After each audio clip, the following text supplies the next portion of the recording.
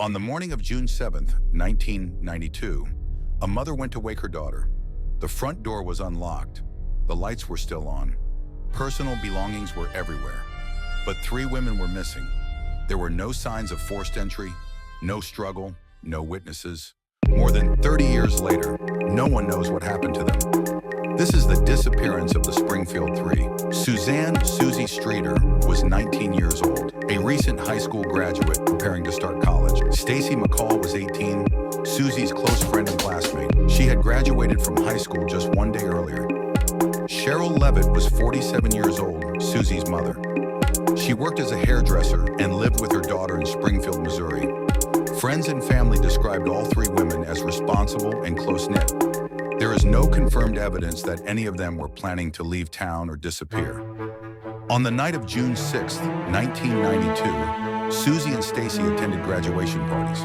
They initially planned to stay overnight at Stacy's home, but later decided to spend the night at Suzie's house instead. That decision would become the last confirmed movement of any of them. In the early morning hours, Suzie Streeter and Stacy McCall left the graduation celebrations. They arrived at Suzie's home on East Delmar Street sometime after 2 a.m. Sherrill Levitt was already home and believed to be asleep. There are no confirmed reports of visitors, disturbances, or unusual activity during the night. Later that morning, friends arrived at the house to pick up Suzie and Stacy for a planned trip. They noticed the front door was unlocked. Inside, the home appeared normal. Purses, keys, cigarettes, and other personal items were still there. The family dog was inside the house, but Suzie Streeter, Stacy McCall, and Sherrill Levitt were gone.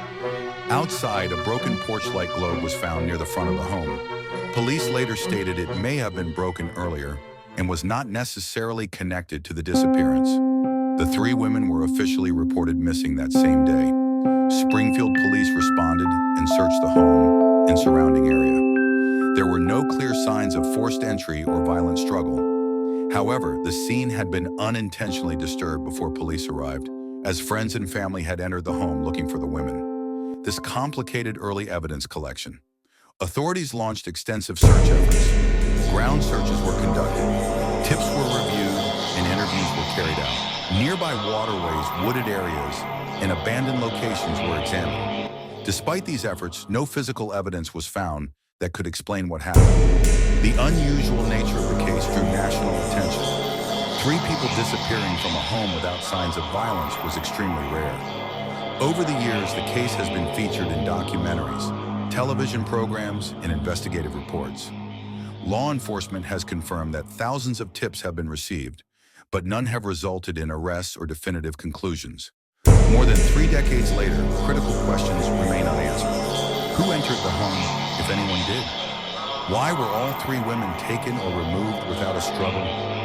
Why were essential personal belongings left behind? Was the disappearance planned, or did it happen suddenly?